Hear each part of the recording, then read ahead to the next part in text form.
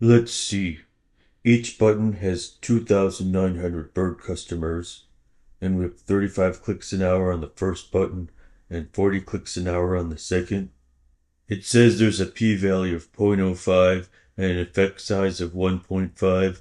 Is that good or bad? Do you know, user researcher rabbit? Um, well, hmm, um, can you help me? Does the P stand for parrot value? No, but that's cute, and you probably wish it did, right?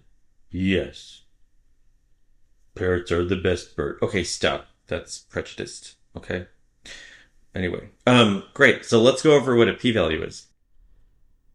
The p-value is the chance that the difference in button clicks is due to chance. So we had the first logo and the second logo. So let's say you saw a difference in the click rates. Let's say it was 10% for one that clicked on the first button, and say 10.1% that clicked on the second one.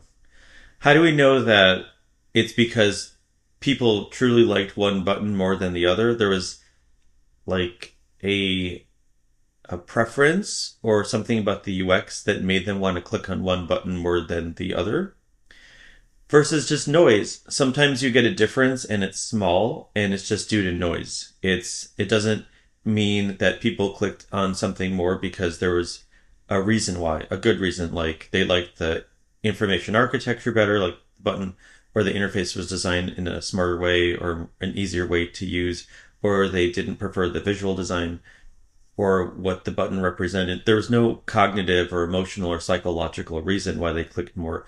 It really is just what we call Noise. where the difference you're seeing means nothing.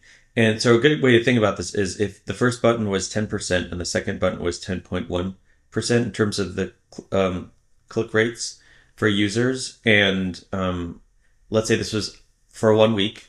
If you ran it the next week, you might get the reverse and you might get either 10.1% for the first button and 10% for the second, or you would get 10% for both. And so it's such a small difference and it doesn't mean that there's a real difference. You shouldn't expect that users are really inclined to click on one more than the other, or it's due to emotional, psychological, or design factors.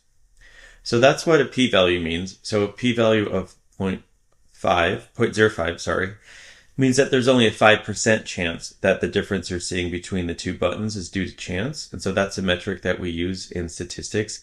It means that we infer that the reason why users clicked on, let's go back, the second button more than the first one, 40 clicks an hour versus 35, it's not due to noise. It's because they truly like it better. And you can figure out why in a qualitative interview study, which I go over in another course I run.